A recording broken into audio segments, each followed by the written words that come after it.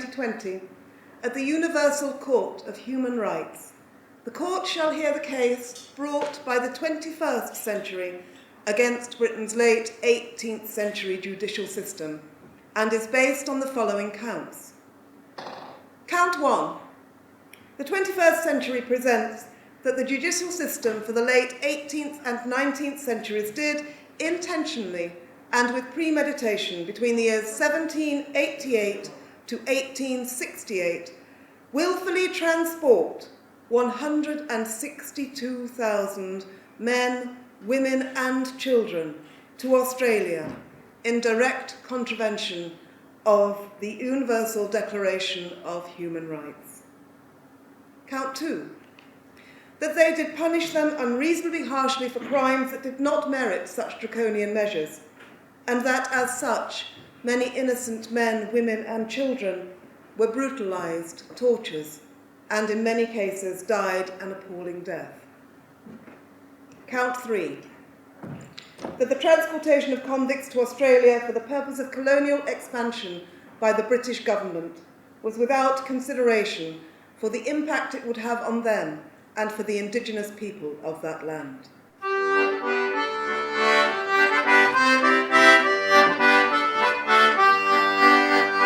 As a boy of not yet 15, I scrambled and I stole food for you and food for me, a lifetime leeching the cold. For once I was in my prime, and England's sun shone bright. But an old man, now I'm looking out on Australian moonlight.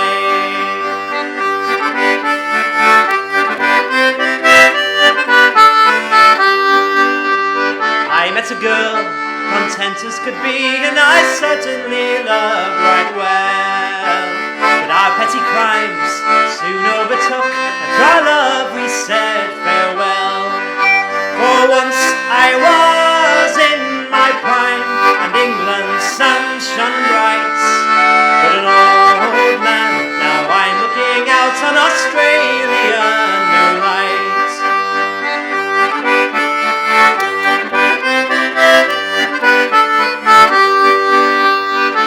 In that time, they punished you hard, they sent you away to the sea. Perhaps to Australia, the new colony, somewhere you'd never be free. For once I was in my prime, and England's sun shone bright. But an old man, now I'm looking out on Australian moonlight.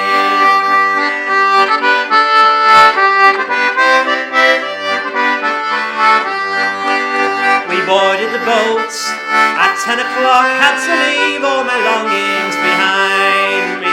There wasn't a face I knew anywhere as the ship sailed away from the quay.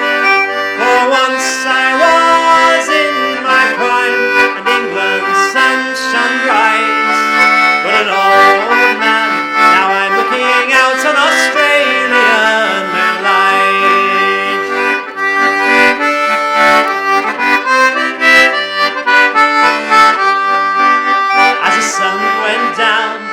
Hobart town and the heat of the day was leaving.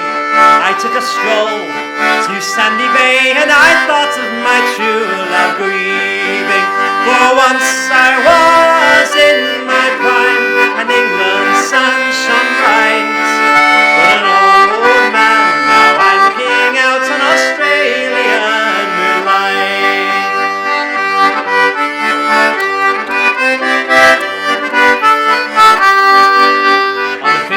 Of February, the year 2020, the judges they heard and the sentence was passed, and the parties they went on a plenty. For once I was in my prime, and England's sun shone bright.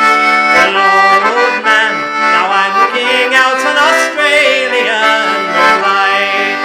For once I was in my prime, shone bright. But an old man, now I'm looking out on Australian moonlight.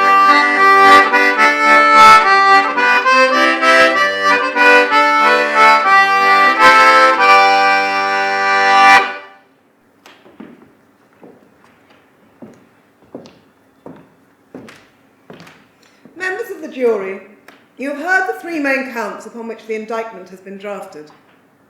By bringing this case to the prosecution service and the general public, we aim to add weight to the collective opposition from the international community and stand up for decency, humanity, and freedom.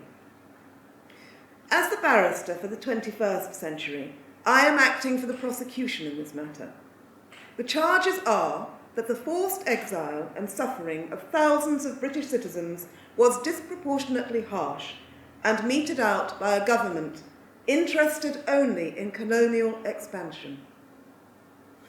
In this case, the defendant is represented by the King's Counsel for the 18th century.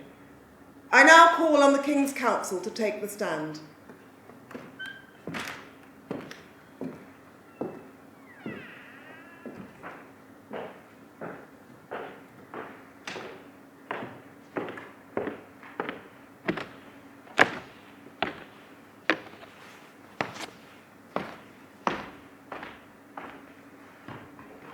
Please state who you are and whom you represent.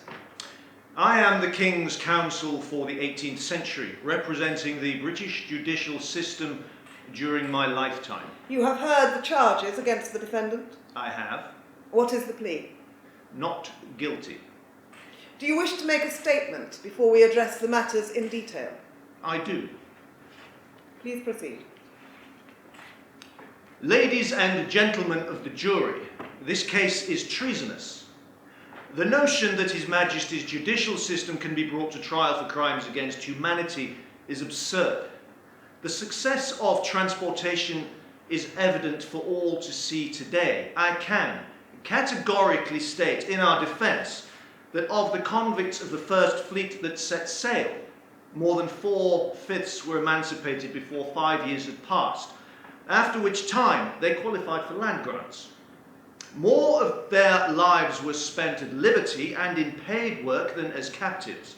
They were extremely well fed and enjoyed twice the level of nutrition than they did in England. They built towns, providing work, homes, pleasures, and amusement. It was a fresh start, renewed hope, away from the foul air and stinking slums of England. Thank you.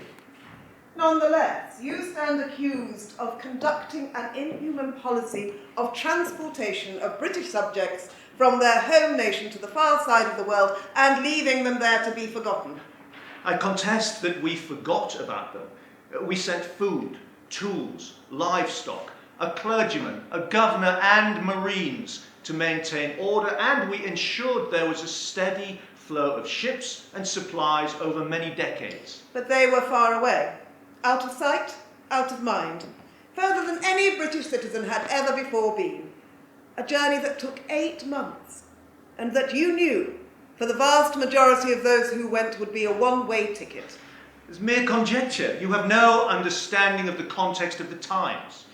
I have an eyewitness account from the social reformer Jeremy Bentham, who in 1812 said this of the convicts who were exiled: "They were a sort of excrementitious mass that could be projected, and accordingly were projected, and it should seem purposely as far out of sight as possible." At great cost to the country. But was that not the first priority of the mission, to rid the country of its criminal class? It was one of the aims, indeed, yes. You did want to get rid of them. The thieves, vagabonds, and pickpockets, of course.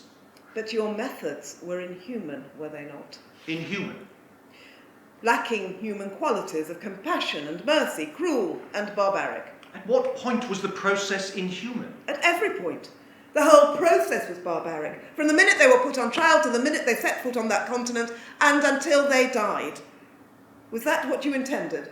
Would you have preferred them to have been sent to the gallows? It would have been preferable to have them given a fair sentence and a fair trial. I assure you they were tried fairly, properly, and within the law.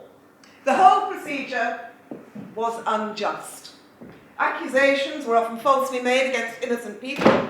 The only evidence coming from their accuser or on a personal grudge on the basis of mistaken identity. Objection! The trials were circuses, organised as much for public entertainment as they were for criminal prosecution, the main aim being to prosecute rather than to try the accused for crimes that they may or may not have committed. Objection! Trials carried out only 4 times a year at quarter sessions or every 6 months at the assizes. What is your point? My point is that men, women and children were kept in jail on flimsy evidence for long stretches awaiting trial because of who they were, not because of what they had done. Crime was a way of life for them. They were a seething mob of depravity, filth and evil, morally bankrupt thieves, muggers and murderers with no redeeming qualities. They were born felons and they bred them. A bleak picture indeed. It was indeed bleak, madam. Yes, At London alone at the turn of the 18th century, 1 in 8 people was living off crime. They were apprehended, tried and convicted, and our streets were safer for it. they were sentenced. Harshly, wouldn't you say? The trials were fair, sentences meted out by experienced judges at the assizes or by local magistrates at quarter sessions, who imposed punishments to deter the felon and any who would follow suit. But they did not deter. The crime rates continued to rise, and I put it to you that you encouraged disproportionate sentencing on vulnerable people. They were not vulnerable people. They were hardened criminals acting selfishly in a premeditated fashion. And many were sentenced to death. Indeed, some. Which crimes were punishable by death? I cannot possibly recount them all. Then I will help you. They included cutting down trees, destroying a turnpike, sending threatening letters, poaching a rabbit, appearing on a high road with a sooty face, These were serious crimes. poaching a rabbit. How many crimes received capital punishment? I believe in the order of 200. 200. The deterrent was paramount. Most of these crimes were against property, not life, yet attempted murder was classed as a misdemeanour. You valued life over property. Life was cheap. Property, land, possessions were not. Depending on whose life it was. Perhaps, but many of those sentences were commuted to transportation. For what reason? In part through the mercy of the magistrate, in part through the necessity of situation. What situation? Our penitentiaries were full. If your prisons were full, then what sentences would the magistrates impose? If they had the good fortune to be spared the gallows, they were transported. A grim choice between the gallows or exile for picking a man's pocket. Or for arson, armed robbery, or murder. And what of the impact that transportation had on those poor souls and on the families and loved ones that were left behind? Did you consider that? A crime is a crime. Punishment had to be meted out. The consequences were on their consciences, madam, not mine. Who were these people whose crimes were so appalling that you can absolve yourself of any responsibility for what happened to them thereafter? The mob, madam. The criminal class. Unrepenting thieves, vagabonds and ne'er-do-wells who contaminated our society and were beyond redemption. What mattered was not what happened to them there, but that they were no longer here. Let us consider the crimes committed by these ne'er-do-wells. Madam, there are ladies present. I am quite sure they can cope. For the benefit of the jury, could you please outline where the accused were tried? Most of the felons were tried at assizes and quarter sessions in the 6 chief counties as well as London. I would like to draw the court's attention to some examples here from the East Riding of Yorkshire. If you must. Sarah Ann Sharp, sentenced to 7 years transportation at the East Riding Quarter Sessions, Beverley, June 1837. Transported to Tasmania on the convict ship Nautilus, April 1838. Tasmania? Oh, my apologies. You know it as Van Diemen's Land. Her crime was to have stolen a straw bonnet, a pair of cloth boots, and a handkerchief to the value of 3 shillings. Not her first crime, as I recall. It was a crime, yes, but one unlikely to be pursued through the courts today. Then I pity your weak and feeble judicial system that you represent. Luke Dales, a 20-year-old farm labourer, sentenced to 7 years transportation at the East Riding Quarter Sessions, Beverley, December 1844. He was sent to the hulks at Woolwich to do hard labour first. Why? Convicted felons were put to work until their transport ships were made ready. Maria Fay received 10 years transportation at Beverley in April 1851. Why 10 years? She was a persistent offender and had appeared at the court many times before and had been incarcerated at the House of Correction in Beverley. It goes on. Samuel Skinner, 7 years for stealing some bacon. Mary B, 7 years for stealing some cheese. William Bollill, 14 years for committing an unnatural offence. An unnatural offence. Sodomy, madam. Other offences for which people were transported included impersonating an Egyptian, snapping a loaded pistol, riotous conduct, deception, sacrilege, stealing 7 hens, stealing salt, being found in the company of felons, being found in the yard of an inn in an indecent posture. These are petty offences. You are stating opinion, madam, not fact. They are the opinions of a humane society, sir. The perpetrators of these crimes were a criminal underclass with no morals, decency, or decorum. They were employed in vice and idleness, an unwashed, ignorant rabble, and they were reading. The opinions of the privileged few. These are the testaments of a society under siege. Under siege. These people were driven to commit these offences through necessity, made destitute and hungry by an unequal system that beat them down and worked them to their death. Objection! Housed them in squalor and gave them no hope of rising above it. Their crimes were in most cases a choice between risking transportation or starving. Order! Order in court! They were criminals and had to be punished to maintain law and order. Would you agree that transportation was less about enacting a form of punishment to fit a particular crime and more about extracting what you believe to be the enemy from within? I make no apology for the efforts of our judiciary to extricate a complete strata of society that was contaminating the very fabric of our population. Was there no mercy, no clemency, no possibility of rehabilitation? Those who were shown leniency often threw it back in our faces and re-offended. And why? Because villainy is inherited. They were born that way. It runs in the blood and infects the soul. A theory that has been disproved. Without due consideration of all the facts. I have the advantage of a further 200 years of science, sir. I have the advantage of witnessing the very period of human history that you accuse, madam, and I have evidence to support that. What evidence? You have provided the court with many examples from the county records of the East Riding of Yorkshire, but you do not mention the Dunhills. The Dunhills? The Dunhill family of Spaldington, near Howden, Snowdon Dunhill's gang, the terrors of East Yorkshire. The head of the family was a known thief and housebreaker, and his family followed his example and followed him to the colonies. 10 of them. 10 of them from the same family, transported.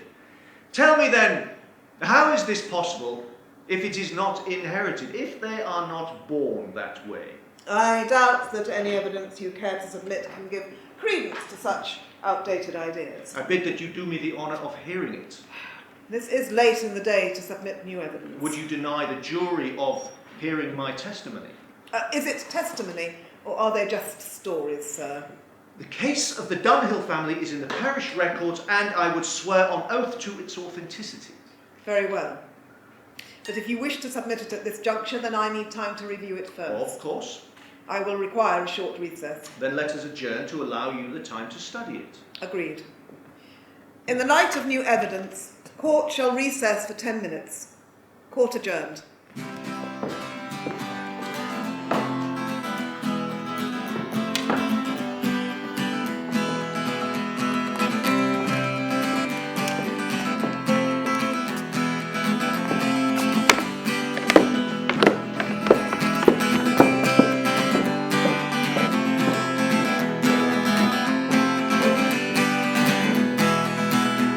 In a rural part of Yorkshire, the locals they do talk, sir, of a family of thieves who terrorize. And the locals who do live there, whose houses they do lay bare, and get away cause they are in disguise. They're the Dunhills, they're the Dunhills, the terrors of East Yorkshire they are. They'll steal your chickens and your geese. They're the most successful thieves by far. The most successful thieves by far. Of them there are 11, and every one a felon. By now you will have heard of them, of course. There's Dunhill and his wife, and for corn they'll risk their lives to feed their many children and their horse. They're the Dunhills, they're the Dunhills, they're the terrors of East Yorkshire they are. They'll steal your chickens and your geese. They're the most successful thieves by far. The most successful thieves by far. They're the terrors of the village, known to plunder, steal and pillage, and they'll never catch them though they try. And they'll steal the things you've bought, but they'll never go to court, cause you'll find no things to testify. We're the Dunhills, they're the Dunhills, they're the terrors of East Yorkshire they are. They'll steal your chickens and your geese. They're the most successful thieves by far. The most successful thieves by far. And though you know they did it, you've no proof you can exhibit, and you'll know that they'll always get away. So you should have shot them dead, but they're safe at home in bed, and free to rob you blind another day. We're the Dunhills, we're the Dunhills, we're the terrors of East Yorkshire we are. We'll steal your chickens and your geese, and your Rembrandt masterpiece. We're the most successful thieves by far. We'll steal your whiskey and your wine, and to your horse we'll take a shine. We're the most successful thieves by far. We're the most successful thieves by far. We're the most successful thieves by far. We're the most successful thieves by far.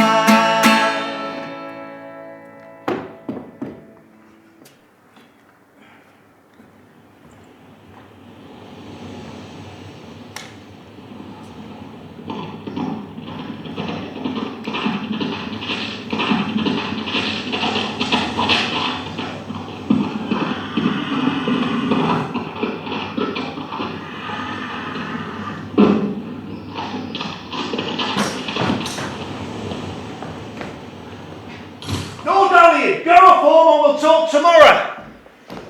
Keep it down, theirs are in bed. Oh, sorry, love. Christ, I'm rare done.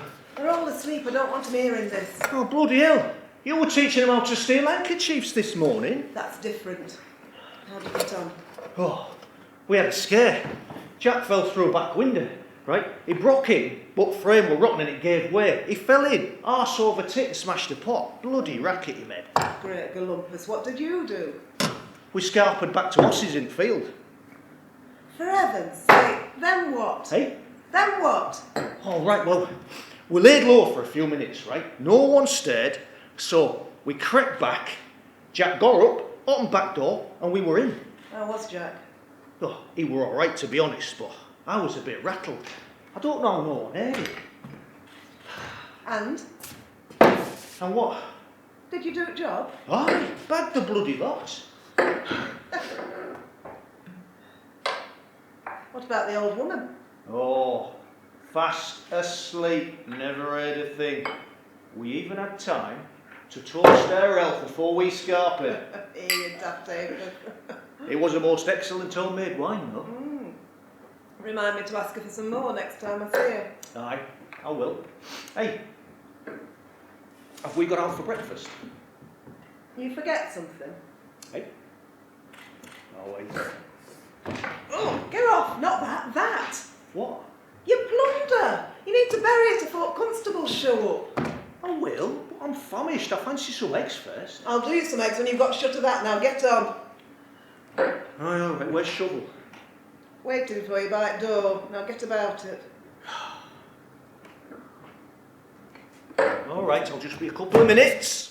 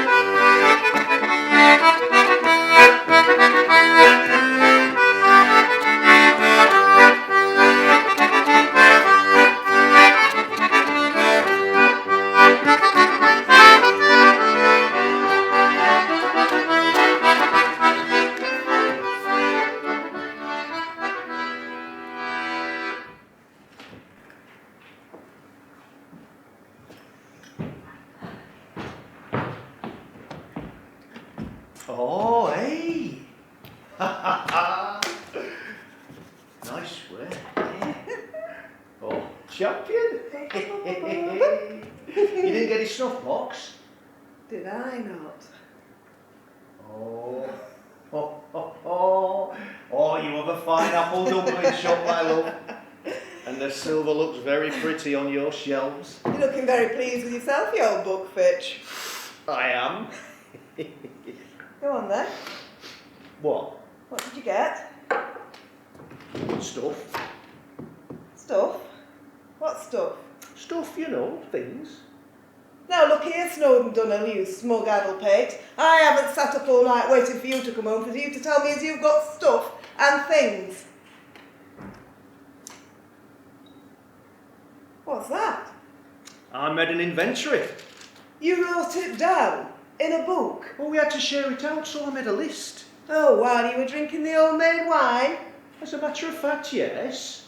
Oh, you'll get us both transported, you great dull cop. Just read it, then burn it. Right, all right.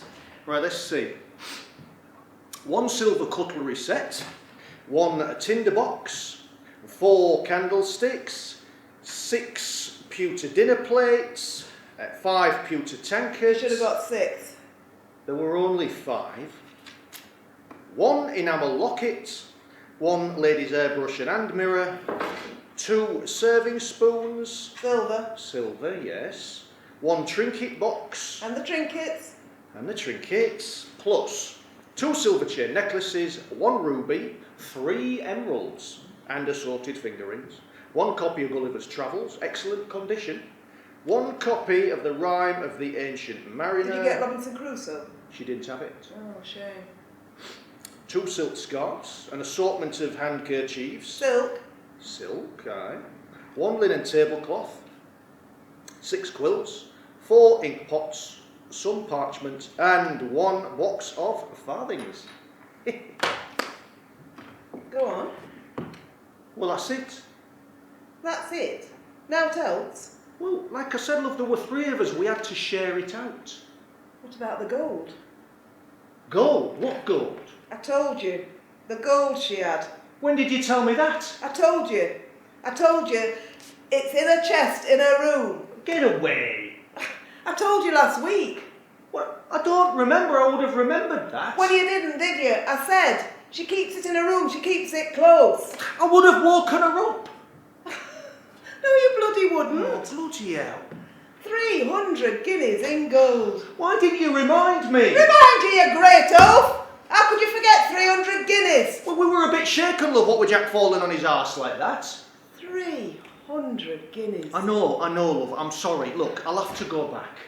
To pub with? Aye, bub with. I'll go now. No, Snowden, no, not go back there. That's asking for it. There's jobs to do.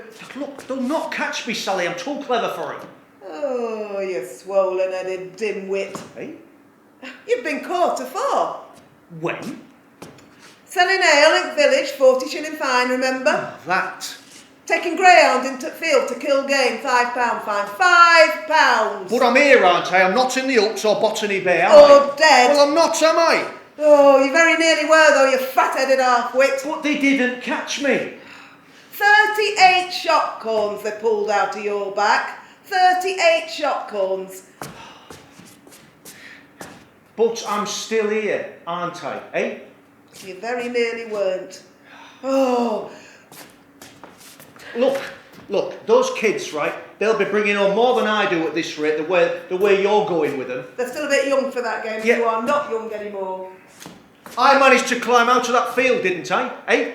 And I managed to climb out of that field and climb over that fence and swim out to that boat with 38 shots in my back. I think I'm still fit enough for this lark. I am not losing another man to the shotgun. One dead husband is quite enough, thank you. Aye, well, I have to admit it stung a bit. Stung a bit. It were a lot worse than them bloody bees. The bloody bees. You love it, don't you?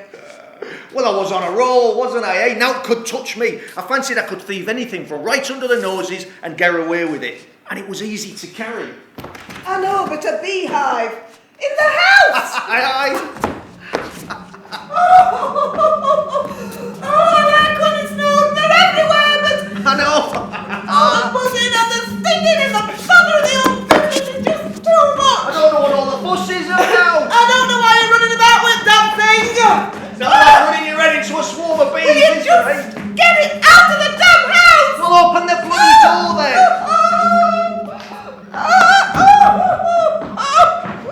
I promise you will never attempt a similar undertaking again.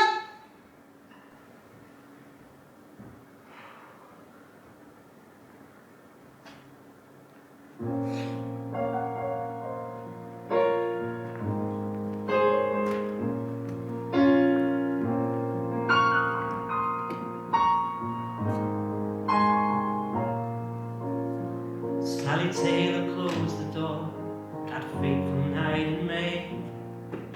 Her lover, he was standing there, washed out in mud and clay. Where have you been, my own true love? The night is surely done. Why do you look so scared? My God, what have you done?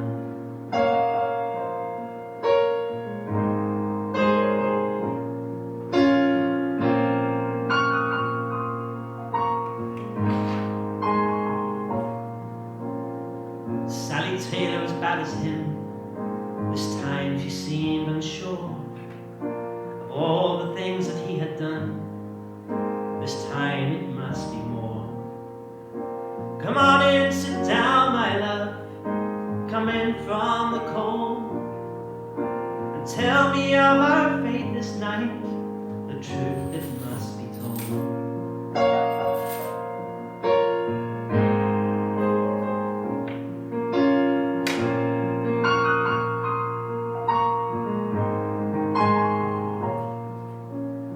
Sally Taylor on her own, her family mouths to feed, stealing geese and bread and cheese for her little ones in need. And then one night they chased her down, alas she couldn't flee. She thought she may see him again as they sent her off to sea.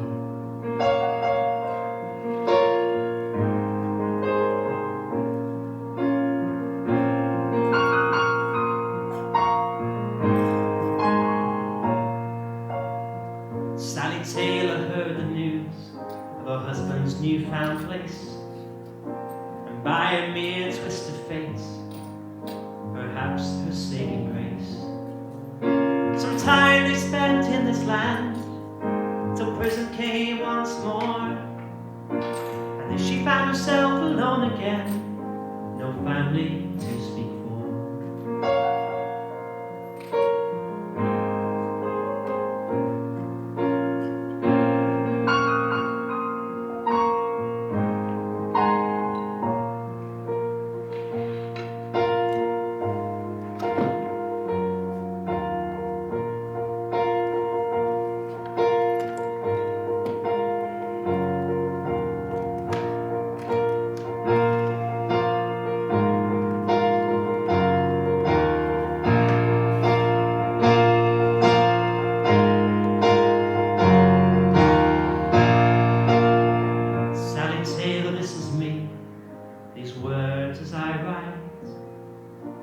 of my time and in our prime, I feel that I should sight.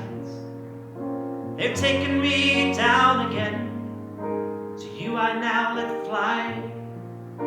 But Sally Taylor, I wish you well. Goodbye, my love, goodbye.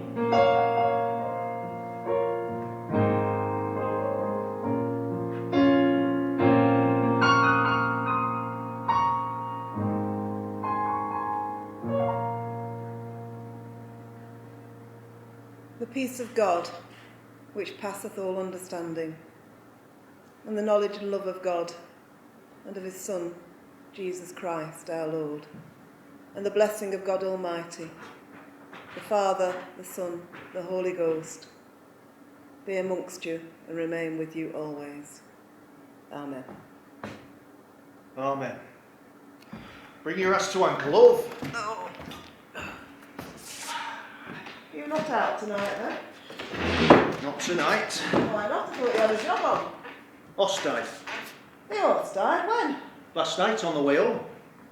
Were you riding him? Aye. He died while you were riding him? Aye, right under me. For the love of... I was galloping and all. I was galloping and all, right, because I had this big bag of cash on me, right, and I had to get home. And I was riding him full gallop. What happened? I don't really know. Took me by surprise. It were a full moon, shining brightly through trees, right? And I was just enjoying the ride, you know, feeling real calm. And then... What? He sighed. He sighed. Yeah, he sighed, right? And then he gave a bit of a shudder, and then he just dropped at ground. Me and all. Were you all right? I cried like a child, Sally. I lifted his head, and right to that moment, there were no sign of life. And then the moon shot through an opening in trees and lit up his face. And I saw the film of death spread rapidly over his eyes, and he went all stiff. Ah. Good job you got another one then, isn't it? Eh? Well, you've got another horse, you can go out and get on with the job. Oh, I'm done in, love. I had to walk miles carrying that big bag of cash. So what are you going to do with yourself tonight? I thought I'd stay in and read Gulliver's Travels. Snowden Dunhill, you idle oaf. There's jobs to do, thieving to be done. I've sent William out. William? He's 12. He's an old ant. Don't fuss, he'll be fine. Not at farm. Not on his own. No. He's gone in town. He's taken George with him. He's 10. Look, it's all right. He knows how to handle himself. He's your bloody son. So while you stay indoors and reading, you send them lads out.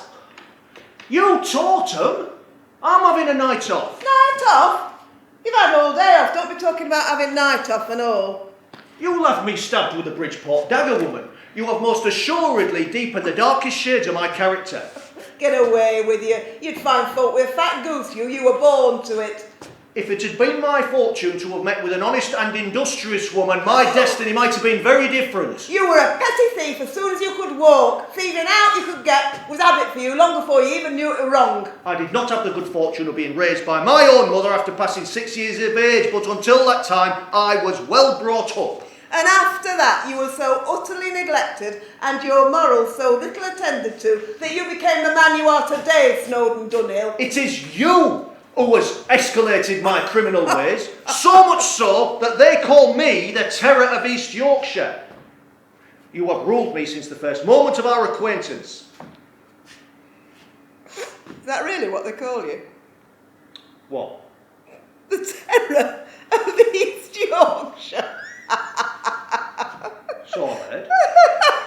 The terror of East Yorkshire. Where on earth have you held that? Here and there. Granny Martin. Granny Martin? When have you spoken to her? Last week. I gave her a lift in Pony and Trap. Granny Martin took a lift from you. She didn't know it was me. I was just passing Ivy House Farm, right? And I saw her walking along in dark. So I stopped. and I offered her a lift. Evening, madam. Evening, sir. It is a dark night, Mrs. Martin. Not one for being out alone. Can I offer you a lift, perhaps? Oh, thank you. I'd be very grateful, as you never know when you might bump into that Snowdon Dunhill. Indeed, Mrs. Martin, indeed. It's very kind of you. I'm always afraid I might meet him. Do you suppose he is very dangerous, Mrs. Martin? Oh, they don't call him the Terror of East Yorkshire for nothing, they knows. Is that what they call it? They do. I'm sure they must exaggerate somewhat. Oh, well, I don't want to put it to the test. Very wise, Mrs. Martin, very wise. They're all as bad as him. Who are? His children, they're all at it. Thieving, and his wife, she's as bad as him. I'm sure they're not as bad as folk make out. Well, I shall keep well away. Well, better to be safe than sorry, that's what I always say. Very true, very true. Oh, this will do. You can let me off here. Oh. There you go. Let me help you. Oh.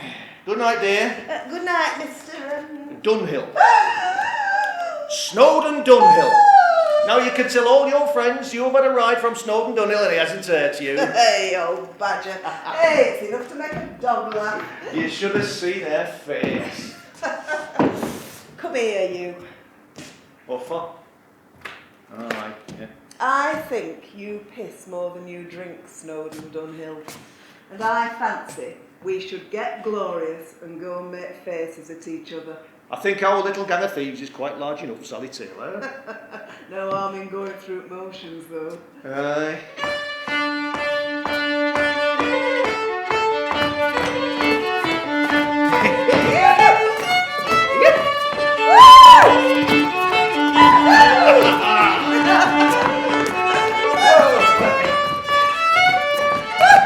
That's the way to go.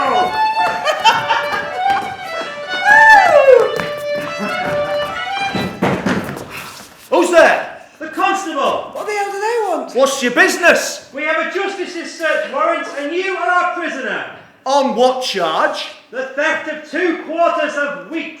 Wheat? What wheat? It's not to do with me. I never stole no wheat. We have a witness who saw you.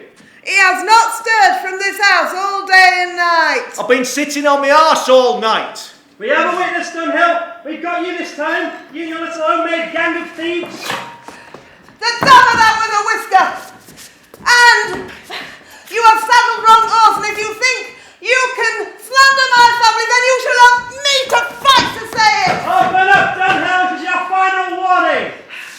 May your children be fatherless, and may your wife be a widow, and may they be wandering beggars and driven from their ruined homes. May no one extend kindness or take pity on them. And may your descendants be cut off and their names blotted out from next generation. It's harsh, love.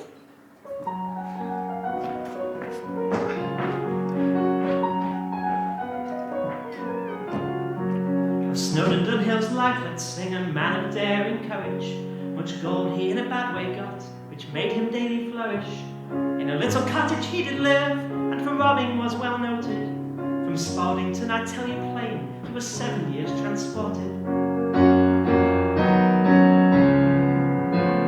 He was a ploughman in his youth, but he did not like hard working. It delighted him more to rob and steal, and in alehouses be lurking. Drinking was his delight amongst those idle women, but soon he'd join a gang of thieves, and this was his first beginning. And now we sing of Dunhill's name, not of fortune or of fame. But remember this, me Yorkshire boys, down under he'll remain.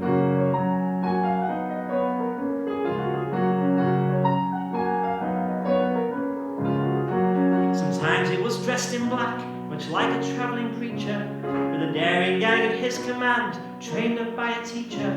Sometimes they went to Lincolnshire, calling themselves pig jobbers, with many men at his command, a noted gang of robbers. When Snowdon met with a gentleman, his signal word was honey. He kindly then saluted them with, "Have you got any money?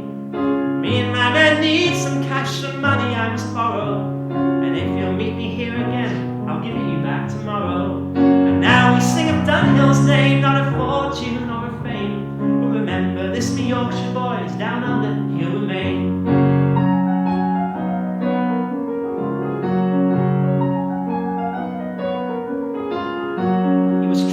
executed for stealing corn, but through his good behaviour amongst the convicts on the hulks, he got into a great favour. The king was pleased to set him free before his time was over. He went to Hull, picked up a moe, with whom he'd live in clover. Well, Snowden was taken up again. To Lincoln he would censor, with 2 more men for stealing hens. To the courts he was sent there. In close confinement he did well. The sessions they did come, sir, and the chairman made him quake for fear to hear his fatal doom, sir.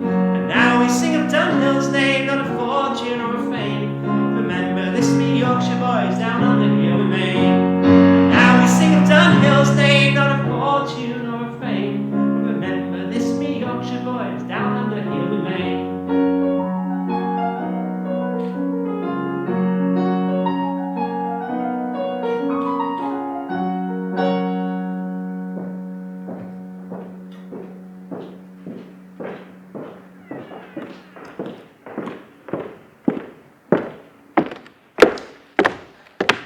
This is not admissible evidence.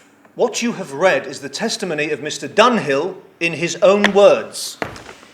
Hardly a reliable source, if this is anything to go by. He gave his full confession willingly in jail on Van Diemen's Land shortly before he died. And you submit this as evidence to substantiate your claim that criminals are born criminals. Born and bred, yes. It is absurd. This is not evidence, it is an autobiography. It has been accepted as evidence by the court. They were a gang of thieves, the terrors of East Yorkshire. You saw how they encouraged their children to follow their ways. They followed their example. It was not in the blood, it was nurture. It was nature and nurture. Ridiculous. 10 of them were transported. 10. They were all cast from the same die. Your evidence proves only that the Dunhills were merely opportunists, a nuisance at best, wily thieves at worst. Their crimes were committed only to fight the poverty that the inequality of the system had dealt them. Have you studied physiognomy? I am aware of the outdated idea of it. The theory can be traced back to Homer. The theory that you can identify personality traits from facial features. The criminal class share a number of physical features that give proof to the fact that there is a link and that they are predisposed to commit crime. Such as? Sloping foreheads, asymmetrical faces, large jaws. Bad science peddled by quacks and charlatans. And yet I believe that a renewed interest in the theory now prevails in some circles. And the Dunhills. What became of this poor, genetically disadvantaged family of thieves? They all took up a life of crime and all but one were transported. And the gang leader, Snowden Dunhill, what was his fate? Sent to the hulks at Woolwich to await transportation to Van Diemen's Land. How long was he held on the hulks? 6 years. 6 years. Why so long? After the American War of Independence, our access to those colonies was ended and our jails were still full. An alternative destination for our convicts had hitherto not yet been discovered. So the Crown kept him there for 6 years. Indeed. I have read about the terrible conditions on board the hulks. Oh, they were not as bad as the protesters would have you believe. Do you have personal experience? I do, madam. Then please, avail the jury of your first-hand knowledge. Of course. The hulks were old troop ships retired men of war, without their masts and rigging. They were an anchor, unseaworthy, but still afloat. They were not ideal, but they were adequate makeshift prisons for convicts awaiting transportation. Adequate, in what sense? They were habitable. There was sufficient accommodation for a few hundred prisoners with sleeping and eating quarters. They were secure and far enough away from the civilian population to deter curious onlookers. I have it on good accounts that they were far from habitable. On whose account? Numerous eyewitness accounts written in letters of complaint to the Home Office. I have an extract here from one such letter, if I may. These hulks are hellholes. They are decaying carcasses full of bilge water and rotten detritus, contaminated with fleas, filth, and the stinking carcasses of dead birds and rats. As I said, they were not ideal, but they were a temporary easement until we renewed the Transportation Act, and we had to keep our options open until a suitable replacement destination was found. And how was it found? The botanist Joseph Banks, while on Captain Cook's expedition in 1770, made extensive surveys of the area and asserted in his report that it was an ideal location. And then? The first fleet of 11 vessels with convicts, officers, marines and clergy and civilians departed for New South Wales in 1787.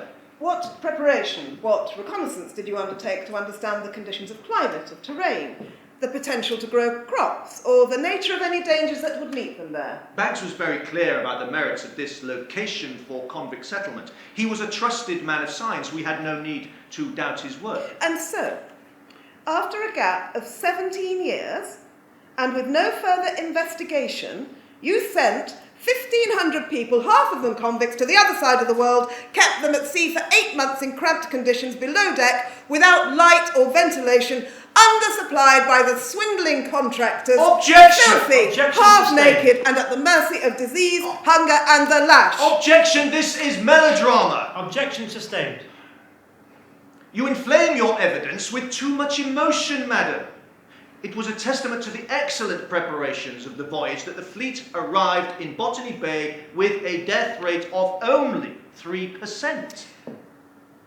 Did you ever have the misfortune to sail on board a transport ship? It had never been necessary for me to undertake such a voyage. Then you can scarcely imagine standing on the 'tween decks, gasping for air as the ship sailed through the heat of the tropics, taking a lungful of the stench emanating from below. Bilges swarming with all kinds of vermin, and the foul stink of rotting food, urine, puke, and human excrement. You paint a vivid, albeit melodramatic scene, madam. Nothing in comparison to the second fleet, sir. Scarcely had the first fleet made landfall than the second fleet set sail from England, with its 6 hell ships carrying 1,000 convicts. Perhaps your dramatic skills would be better suited to the stage than the bar. Do you know what the death rate was on the second fleet? I believe it was slightly higher than the first. Significantly higher. It was 25%. A quarter of them died at sea. These were early days. There were expected casualties, but things improved. The second fleet was the worst in the entire history of transportation. It could barely have got any worse. Who did you employ to run the second fleet? We employed experienced contractors. Experienced slaving contractors who equipped their ships with chains that had been used to shackle slaves.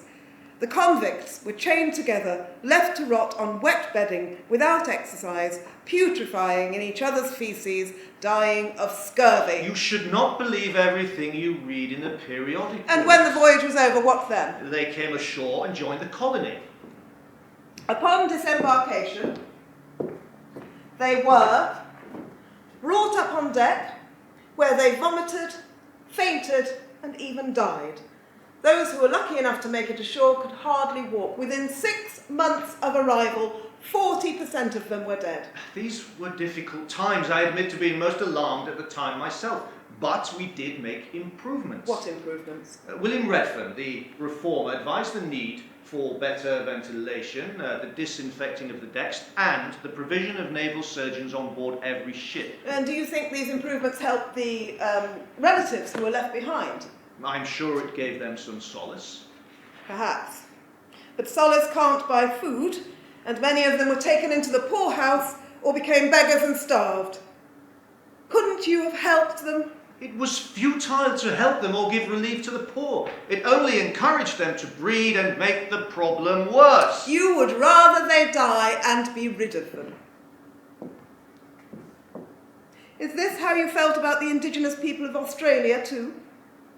What measures did you take to protect their rights, their freedoms, their land? They owned no land. They had 3 million square miles. But they did not own it. They had no concept of ownership. But they had the concept of territory. And their territories were stolen and repopulated by a people whom they had never seen in more than 40,000 years. You came, you stole their land, You hunted their food and you murdered their people. They were not people. Not people. Not like us. They were the most miserable species in the world. They had not one graceful feature to name. They lived in the open or in caves. They grew no crops. They had no tools, no technology, no religion, no king. They were naked, beach-roving wretches, destitute, lawless, and savage. Captain Cook seemed to disagree, and I quote, "The indigenous people of this land are far happier than we Europeans, being wholly unacquainted with the superfluous and unnecessary conveniences sought after in Europe. They live in tranquility, which is not disturbed by the inequality of condition," unquote. Captain Cook's trusting nature was his downfall. Captain Cook was a humanitarian. The truth is that the Australian natives lived in a state of harmony that you could not understand, and you brought terror and death to their paradise. Some did die, yes. Some. It was genocide, sir. Genocide. The truth is that the Australian natives lived in a state of harmony that you could not understand, and you brought terror and death to their paradise. That is a serious accusation and a gross exaggeration. The Tasmanian Aborigines were completely wiped out. You stole their territories, hunted their game to extinction, and drove them to the sea. But the Australian Aborigines still thrive today, I believe. They live, sir, in greatly reduced numbers, but they scarcely thrive. Do you have anything further to add to your defence before I sum up? If you please, I ask only that you consider in full and without prejudice the undeniable benefits of transportation that are now evident, and which you have so far failed to acknowledge. The unfavourable picture you paint is misleading, and the emotional language in which you have coloured your scenes has sought to inflame the mood of the jurors and sway their opinions. My belief in the opening statement I made is undimmed, and I hope shall be given full and fair deliberation. And I assert that my attestation that there were many benefits that the transported convicts enjoyed in their time in the colonies is indisputable fact. I do not doubt that life may have improved for a fortunate few, though it hardly ranks as a validation for what happened. What happened a long time ago.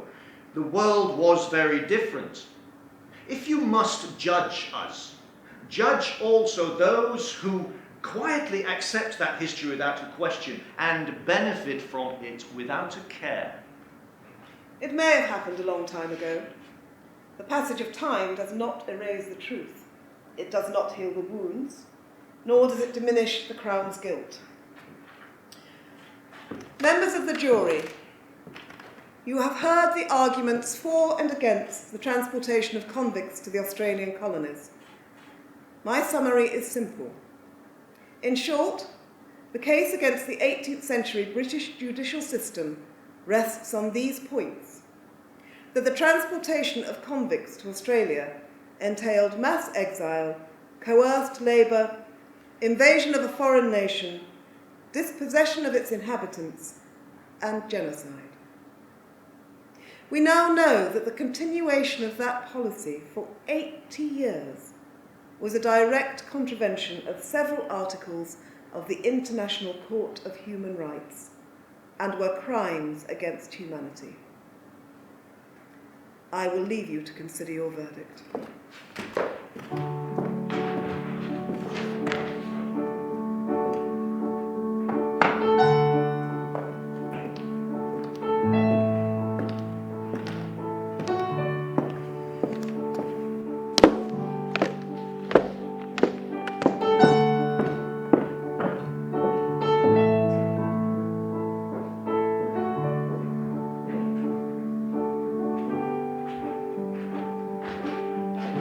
Upon the moors, near a village called Lee, born in the 18th against the peaks, left the family long behind. To the south I was headed, got myself some labour and bed. A simple path this took, I I got in with the wrong crowd. From petty thefts to petty books, casting in the darkness, most feared and distinguished, I was unstoppable as the best. Sometimes when we look back on the troubles we have caused, and our friends along the way from which we're torn, I think of you and all of the choices that I made. If I could do it all again, will I trade? If I could do it all again, we'd be made.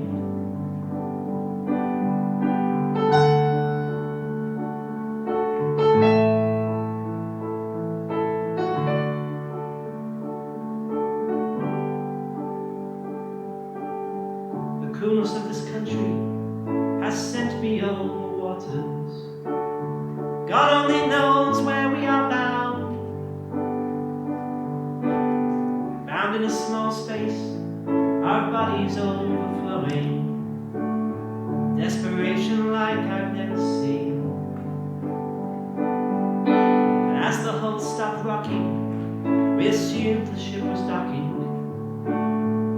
When rays of light attacked us all, herded like cattle, we broke land at midday. I had to think, what have I done?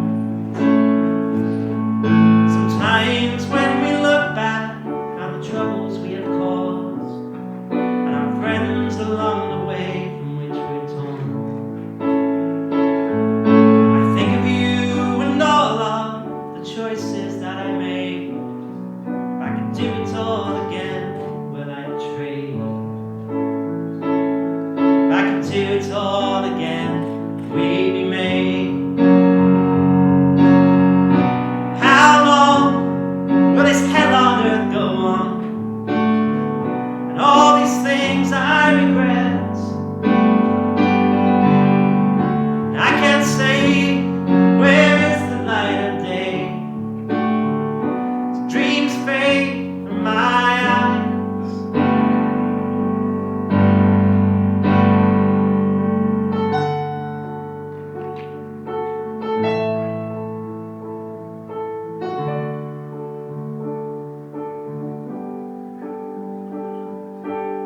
Sent away for stealing some food to feed my family. These cooks care for only one life to rebuild, another not forgotten. My new name, it shall be John. Sometimes when we look back on the troubles we've caused, and our friends along the way from which we're torn, I think of you and all of the choices that I made. If I could do it all again, would I trade? Sometimes when we look back on the troubles we have caused, and our friends along the way from which we're torn, I think of you and all of the choices that I made. If I could do it all again, would I trade? If I could do it all again, we'd be made. If I could do it all again, we'd be made.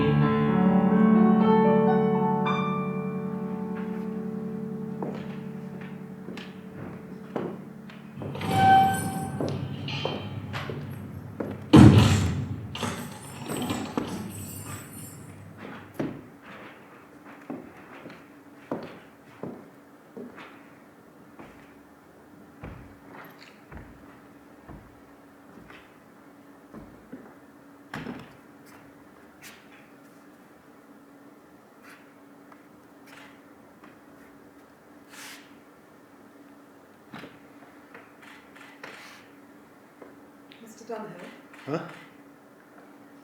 thank you for seeing me. They said you wanted to talk to me. Yes, What What do you want to talk about? I want to know what happened to you between the night the constables came to your cottage and you arriving here.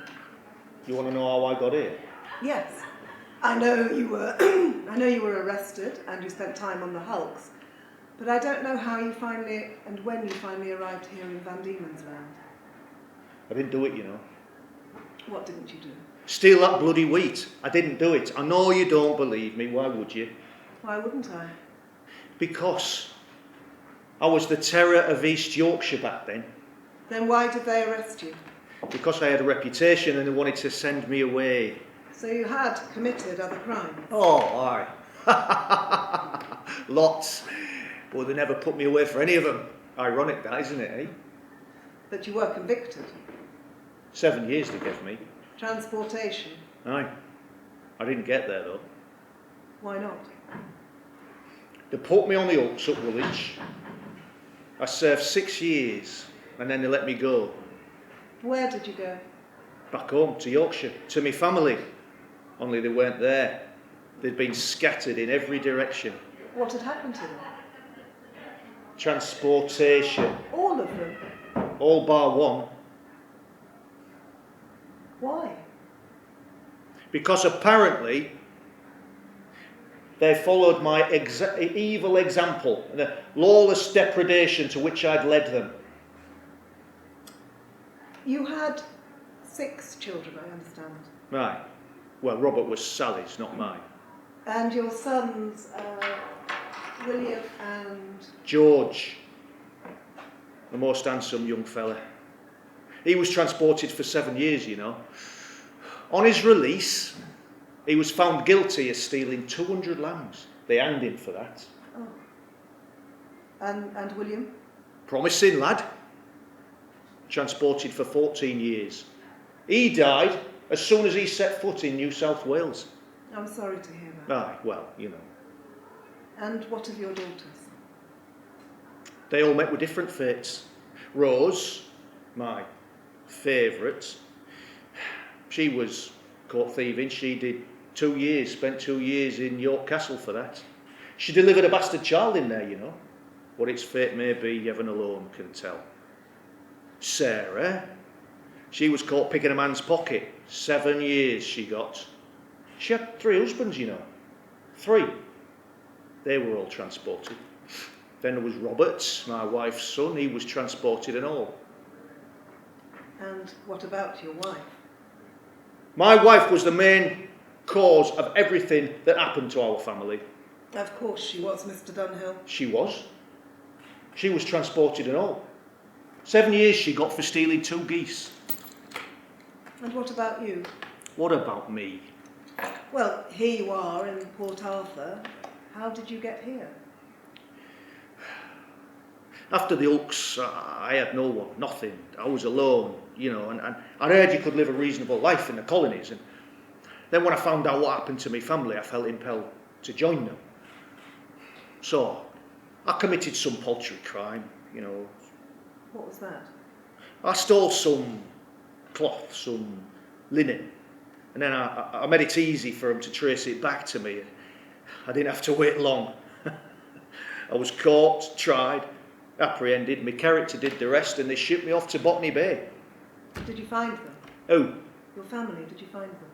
Ah, well, what was left of them. And then, when I was finally given my ticket to freedom, I went to Hobart to find my wife, now a free woman, working, teaching in a school. A woman of reputable character, a woman of religion and sanctity, they all said. And after then, what happened? Well, I did have thoughts of changing my ways, you know, making an honest life for myself. So I became a pieman, selling my wife's pies. I drank and all. Then I went back to my own ways, started thieving again. Why? Why? Well, you were a free man. You were earning, working. Why throw it all away? I don't know. It was what I knew best, you know. I was good at it. It was exciting and I felt like somebody. But what? Well, here I am again, in jail, in Port Arthur. While that wife of mine teaches morality and religion to the rising generation of Van Diemen's Land. Thank you, Mr. Dunhill. What for? Your honesty. No one's ever said that to me before. At least they can't transport me now, though, can they, eh? Hey? No, there's only one place left they can send me.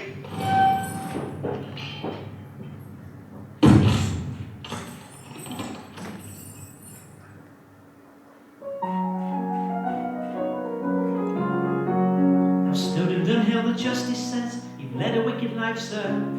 You must be sent across the seas to your children and your wife there. Your sentence is for 7 years to go to Botany Bay, sir. May you lead a goodly life till death calls you away, sir. And now we sing of Dunhill's name, not a fortune or a fame. But remember this, me Yorkshire boys, down under he'll remain.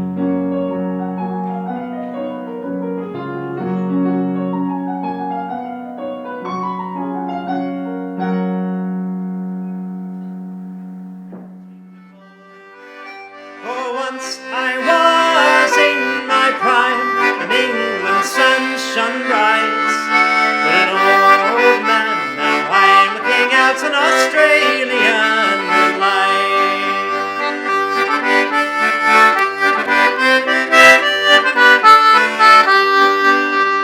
I met a girl, content as could be, and I certainly loved right well. But our petty crimes soon overtook, and our love we said